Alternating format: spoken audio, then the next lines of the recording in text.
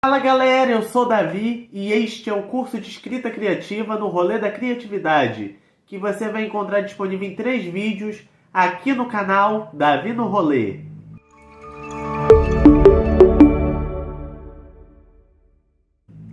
Esse curso nasceu porque eu percebi que várias pessoas passaram a se interessar mais por escrever no período de isolamento social que vivemos durante a pandemia.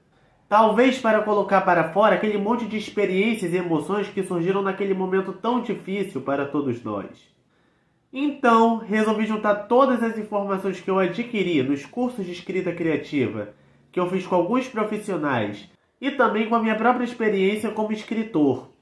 É que eu sempre amei ler e escrever. Então, deixa eu me apresentar melhor. Eu sou Davi, tenho 19 anos, sou estudante universitário, faço faculdade de Tecnologia da Informação, TI, nasci e moro na região dos Lagos do estado do Rio de Janeiro e aos 10 anos de idade fui diagnosticado dentro do espectro do autismo, no nível 1 de suporte. E foi exatamente por isso que eu preparei esse curso pensando em ser o mais acessível possível para pessoas que possam ter ou algum tipo de deficiência ou um processamento sensorial diferente. Eu comecei cedo no mundo da leitura e da escrita. Quando eu tinha 7 anos, criei um blog chamado Escritor do Amanhã. E foi ali que eu publiquei os meus primeiros textos, ainda bem infantis. E desde aquele tempo que eu escrevo com frequência. A literatura serviu para mim como um instrumento de inclusão. E por ter sido tão importante para mim, que eu quero dividir com vocês esse momento. Agora que você já me conhece um pouco melhor, vamos então começar a aula? Hoje nós vamos ver os seguintes tópicos: o texto como conexão, como sair do lugar comum na hora de escrever, onde nasce o texto, o medo de me expor, será que tenho jeito para escrever? Acho que não vou ter assuntos. Itens básicos para uma boa escrita, o fantasma da inspiração e hábitos que podem ajudar na escrita. Viu que temos muito assunto para tratar neste primeiro vídeo? Então, vamos lá! Aqui nós vamos falar da escrita não apenas como um conjunto de técnicas, porque a escrita é muito mais do que isso. É uma forma de relação, um instrumento de conexão. Eu não sei qual é a sua finalidade com a escrita.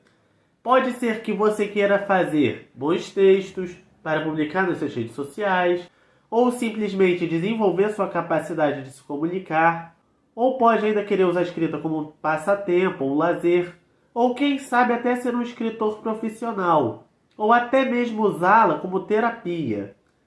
E por falar na escrita como uma terapia, tem uma frase do Goethe que diz assim: escrever a história é um modo de nos livrarmos do passado. Eu mesmo conheço muita gente que já se curou de tristezas e aborrecimentos escrevendo. Não importa seu motivo, vamos à escrita. Agora, vamos falar sobre algumas dificuldades que podem existir no caminho de quem quer escrever. 1. Acreditar que a escrita se resume a normas e técnicas. Como eu disse lá no comecinho, muita gente pensa que escrever é apenas saber de cor um conjunto de regras e de técnicas. Mas se a gente olhar assim, a gente vai reduzir muito o universo da escrita. Porque escrever pode ser muito mais do que isso. A escrita é uma forma de encontro, de conexão comigo, com o outro e com o mundo. A gente costuma dar importância para a técnica e fica com um olhar muito exigente, muito inflexível para o texto. Eu falo isso por experiência própria, porque meu pai é professor e minha mãe é jornalista. Então, eu sempre convivi com apego pelas normas da língua e pela técnica de escrever, que são características das profissões deles. E além disso, por eu ser autista, também tenho uma certa rigidez diante de algumas coisas, até mesmo para escrever. Só que o texto é um universo amplo, é uma forma de se encontrar com o outro, é algo muito mais humanizado. E aqui, meu objetivo é mostrar para você de que maneira a palavra pode chegar até o outro, para dar uma alma ao seu texto. E para fazer isso, eu preciso deixar de usá-lo só para teorizar a vida e passar a vivenciá-lo de verdade. Muitas vezes o texto tem uma forma perfeita, mas não tem alma. Já viu aqueles textos que se prendem apenas a estatísticas ou a fatos frios? Pois bem, eles certamente são descartados muito rápido, porque não despertam emoção, não criam conexão com o leitor. Provavelmente a pessoa pega, lê uma vez e não volta a pegar neles de novo, porque não promovem uma proximidade com quem está lendo. O ideal é que a pessoa que lê o seu texto se sinta próxima a você, como se estivesse dentro de um diálogo ou que se identifique de alguma forma com o que você escreveu. E como fazer isso, afinal de contas? Buscando dentro de você o sentimento sobre aquele tema. Nós temos que sair do que chamamos de lugar comum. É preciso passar para o texto uma experiência de emoção que é só sua. O texto tem que nascer de um lugar mais profundo. Por exemplo, aposto que se eu pedir aqui para alguém falar sobre preconceitos com pessoas com autismo, a maioria vai falar coisas como: há muito preconceito com as pessoas com deficiência na sociedade ainda hoje. Dados do IBGE mostraram que 85% dos autistas brasileiros estão fora do mercado de trabalho. Esse é só um exemplo que estou dando aqui para ilustrar para vocês. Mas nesses casos, a forma do texto pode até estar correta, mas é apenas uma teoria sobre o tema sugerido. Porém, a partir do momento que você conta uma situação de preconceito que você viveu ou presenciou e diz como que você se sentiu e o que aconteceu com você a partir disso, aí sim você coloca alma no que escreveu. Esse é o caminho para tocar quem está lendo o seu texto e não se tornar só mais um conjunto de letras que vão ser descartadas. Eu tenho alguns exemplos dentro da minha casa mesmo. Vou contar um para vocês. Minha mãe é escritora e uma vez ela escreveu sobre uma viagem nossa, comparando essa viagem com a maternidade atípica. Um assunto que ela conhece bem, já que eu estou dentro do espectro do autismo. Nessa viagem, a gente teve uma série de medos. Ficamos perdidos, reservamos a hospedagem no lugar errado, não tínhamos escolhido esse roteiro. No começo, achamos que estava dando tudo errado, mas por causa dessas adversidades é que acabamos conhecendo um lugar lindo. A hospedagem era uma casinha de pedra no alto de uma montanha que neva, e com quilômetros de plantações de uva. Tratava-se de um cenário daqueles que a gente nunca vai esquecer. Maternidade atípica, uma viagem diferente. Um fim de semana com passeio de trem e colheita de uvas. Essa era a promessa.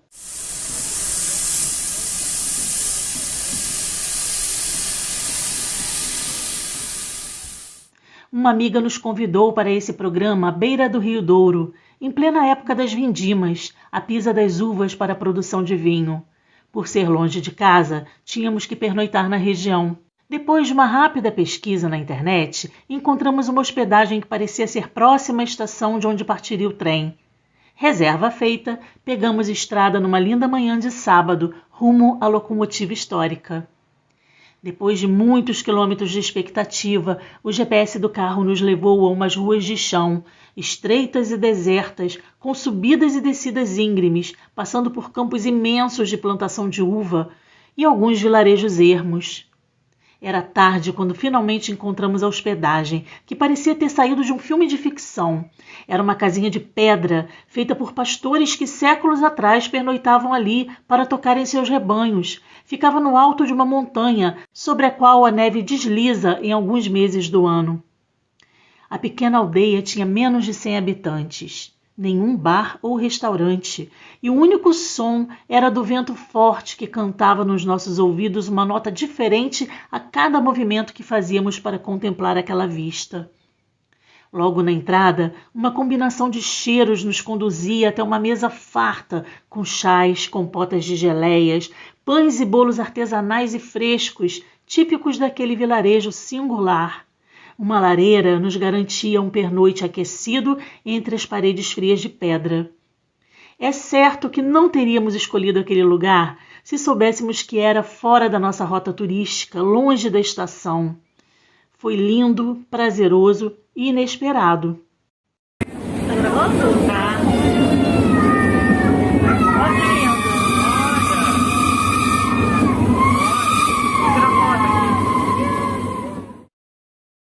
A maternidade atípica é assim. É como um passeio que foi planejado dentro de um roteiro que todo mundo faz. Pernoite numa pousada na cidade, perto dos principais pontos turísticos, na zona urbana. Mas que quando nos damos conta, estamos em um caminho diferente do que imaginamos e que nos coloca à frente de desafios, medos, subidas e descidas que nos dão frio na barriga, mas que também nos ensinam a crescer, a ter coragem e a provar novos sabores, cheiros e paisagens deslumbrantes. A maternidade atípica é uma viagem por caminhos que você provavelmente não escolheria, mas que são tão cheios de encantos quanto os outros roteiros. É só uma viagem diferente. Olha, posso te dizer que muita gente ficou emocionada com o que ela escreveu. Então, com o que vimos até aqui, percebemos que são 3 camadas que a gente deve trabalhar no texto. A problemática, o que essa problemática gerou e o sentimento que ela causou. Então, galera, às vezes para sair do tal lugar comum, é necessário ir fundo em algumas emoções. E isso às vezes até dói, mas é essa emoção única que vai dar alma ao seu texto. Nessa hora, você vai ver que não importa se você tem ou não diplomas, títulos ou estudos. O que importa é quem você é. 2. Medo de se expor. O medo de se expor também pode atrapalhar muito na hora de produzir um bom texto. Como acabamos de ver, o texto não nasce da superficialidade, mas de um lugar mais profundo. E isso implica em mexer com a nossa intimidade. E é aí que chegamos num ponto decisivo. Muita gente nessa hora desiste de escrever um texto que faça diferença, porque ele vai ter que mergulhar mais fundo. Realmente a exposição não é uma coisa fácil. Mas se você quer escrever um texto que cause um encontro com o outro, você vai precisar dar esse salto de coragem.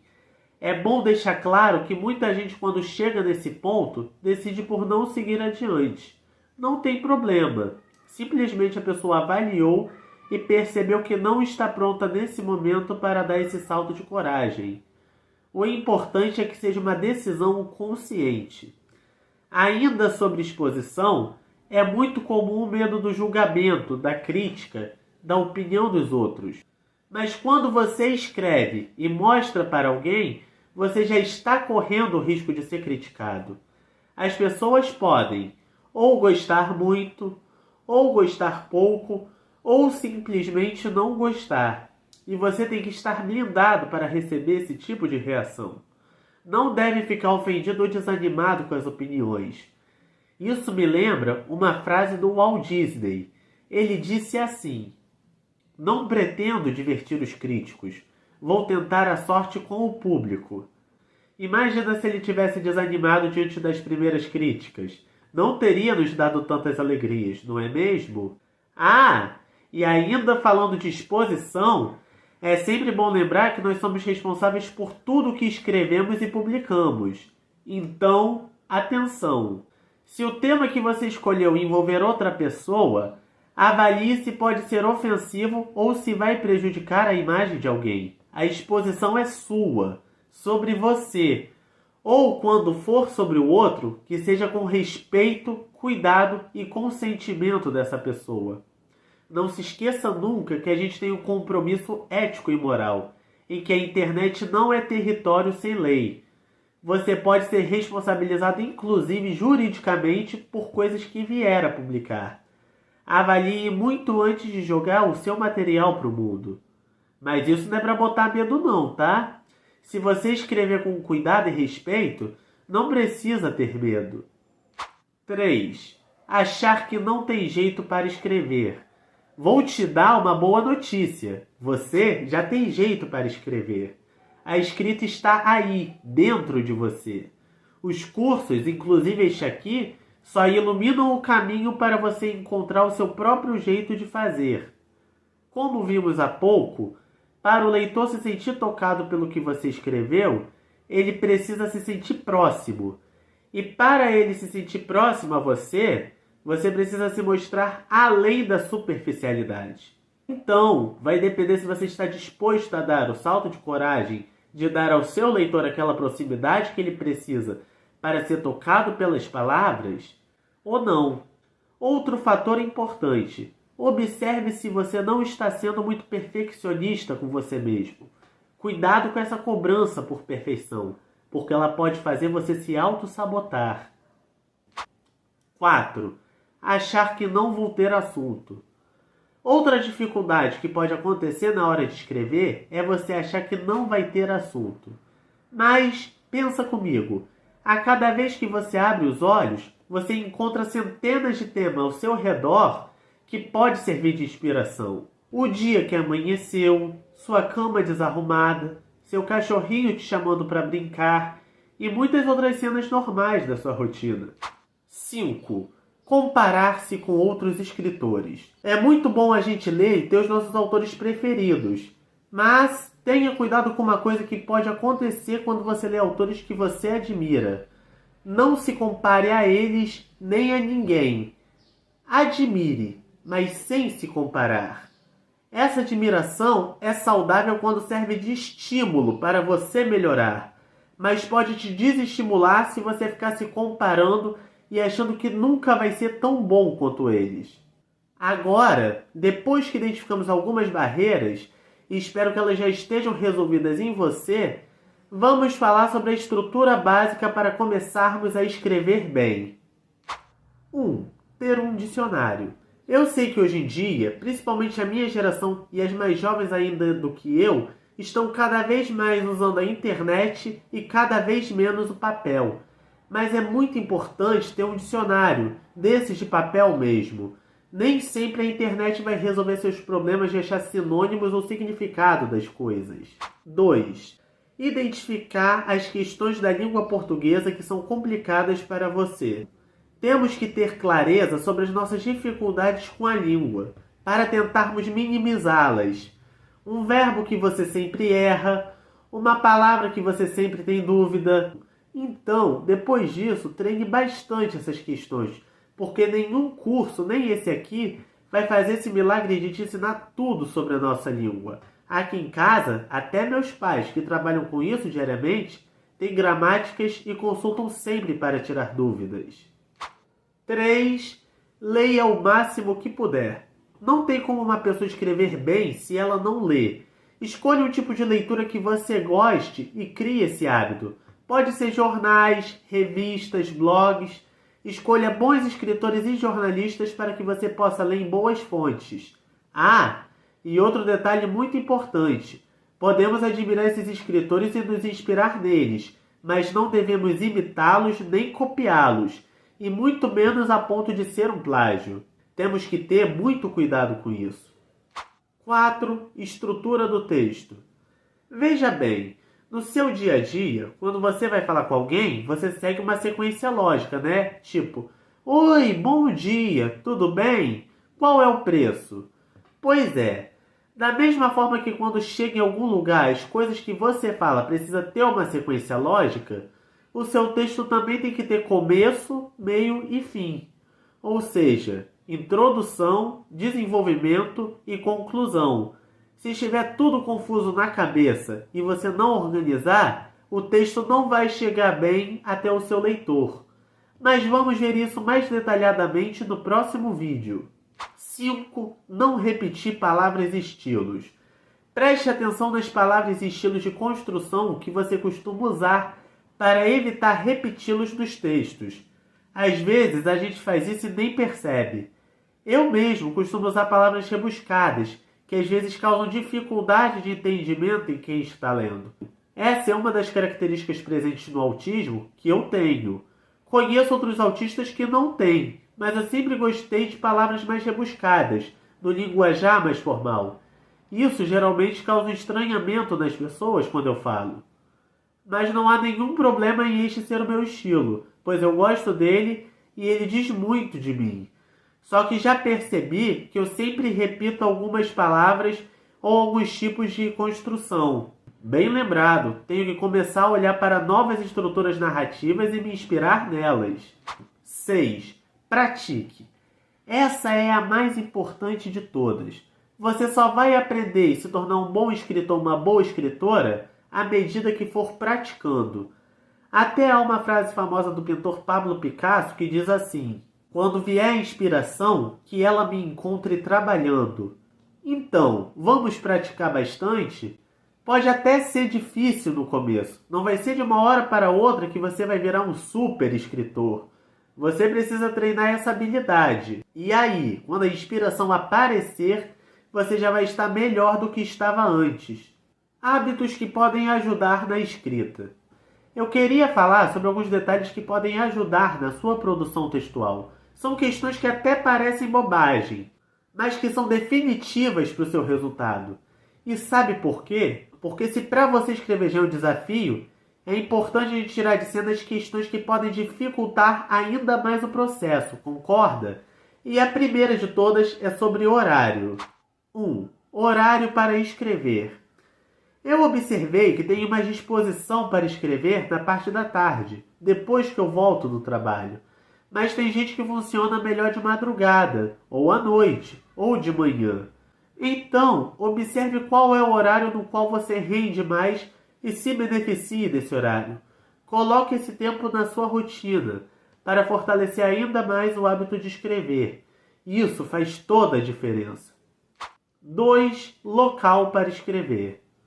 Olha, tem gente que consegue escrever em qualquer lugar. Não é o meu caso.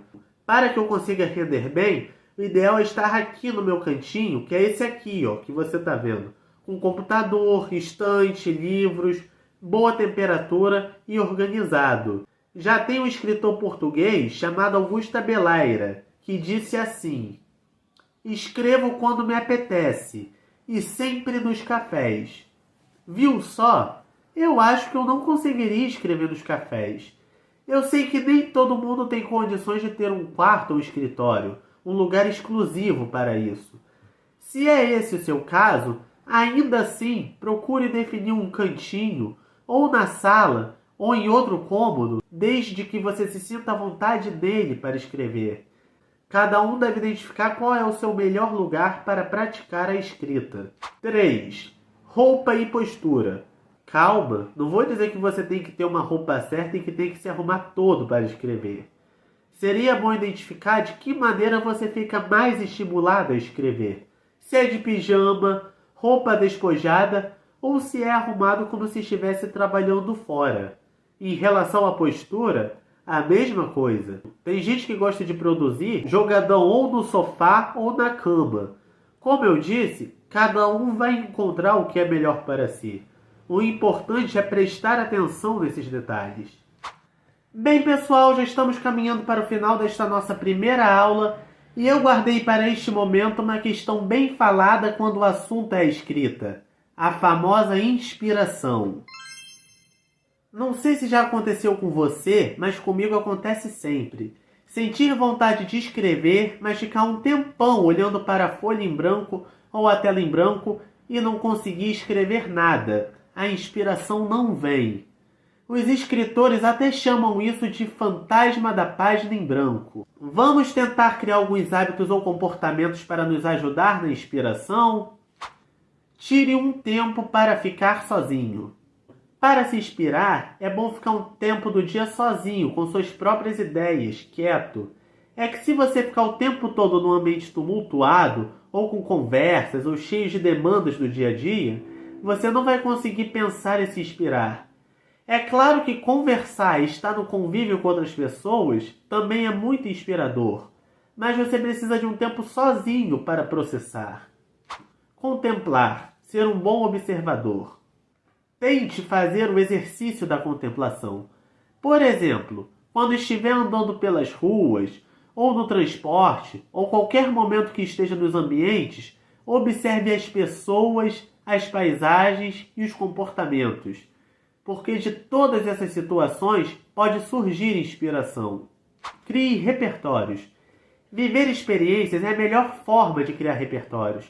O hábito da leitura, por exemplo. Mas há outras maneiras também. Viajar, ir a exposições, shows, eventos, conversar.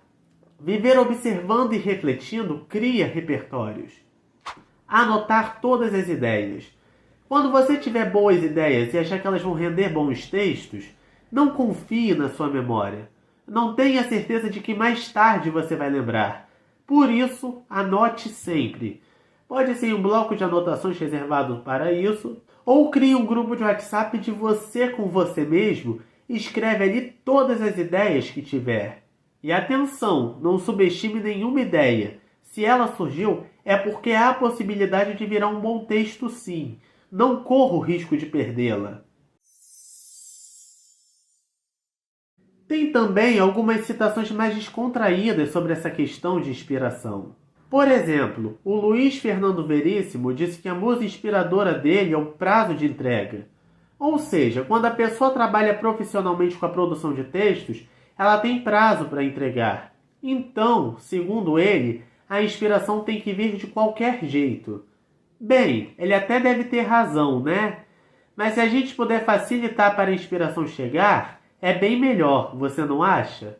Agora, antes de ir para a parte final desta aula, vamos dar uma descontraída? Olha o que eu selecionei para vocês. A gente está aqui falando sobre a escrita e o desafio de escrever. Aí eu lembrei de uma exposição que eu fui quando morei em Portugal, que era uma coletânea de fotos e frases de escritores portugueses sobre o que é ser escritor. Se você prestar atenção em cada uma, vai perceber que tem muito do que a gente falou aqui. Vamos ver? A escrita é redentora. Os escritores são seres de liberdade e de libertação dos outros. Lídia Jorge. Escrever é corromper as coisas que são decididas como estabelecidas. É revolver a terra. É recriar e olhar as coisas por uma nova perspectiva. Mário Cláudio. Quem escreve não pode olhar para onde toda a gente está a olhar, mas para o outro lado. Gonçalo M. Tavares. Usar a palavra, dar-lhe vida, confiar nela para que nela vejam verdades poderosas. Augustina Bessa Luiz. A escrita implica um ato de comunicação. Escrevo para alguém, mesmo que não saiba exatamente para quem, e tenha consciência que este trabalho implica sempre em uma parceria com o outro. Mário de Carvalho. Escrevo para um leitor que invento. Procuro descobrir algo importante na interpretação da realidade. Augusto Abelaira. O mais interessante é que essas fotos já têm mais de 2 anos e naquela ocasião eu nem imaginava fazer este curso. Isso prova o que a gente falou sobre conviver com outras pessoas, conversar, visitar lugares, eventos, tudo isso para criar repertórios. Graças a esse passeio, eu pude enriquecer esse vídeo com essas informações. Bem, pessoal, chegamos ao final deste nosso primeiro encontro e então quero deixar aqui um exercício para você fazer. Para treinar o seu olhar sobre as coisas, seu poder de observação e para sair da superficialidade, eu propus um exercício. Lembra que eu disse que quando a gente acorda e encontra centenas de temas à nossa frente que podem vir a texto? Pois bem, escolha uma dessas coisas simples que fazem parte do seu dia a dia e faça um texto sobre ela, mas com um olhar não automático. Vou dar um exemplo. Uma amiga uma vez me contou que um professor dela de redação mandou que cada aluno escolhesse um objeto ou situação do dia a dia que aparentemente não teria potencial para virar tema de texto. Ela escolheu janelas. Então, ela falou sobre as janelas de vários lugares, fazendo um paralelo com a realidade onde elas estavam. Por exemplo, a janela de um presídio, que para o detento é o único contato dele com o mundo, a janela de um hotel de luxo, por onde astros e estrelas podem desfrutar de paisagens deslumbrantes. E assim, através das janelas, que é um objeto inanimado, ela criou um texto cheio de emoção e de reflexão. Agora é a sua vez. Então, galera, esse foi o nosso primeiro encontro do curso No Rolê da Criatividade. Mas temos mais 2 sobre escrita criativa. Antes de terminar, eu queria pedir a você para escrever nos comentários o que é a escrita para você, que eu vou adorar saber o que ela representa na sua vida. Ah, se você curtiu, se achou que a aula pode ajudar você ou outras pessoas, deixe aqui o seu joinha e se inscreva no canal para fortalecer o projeto e a gente continuar gerando conteúdos de qualidade. Espero que tenham gostado e aguardo vocês nos próximos encontros. Até lá, galera!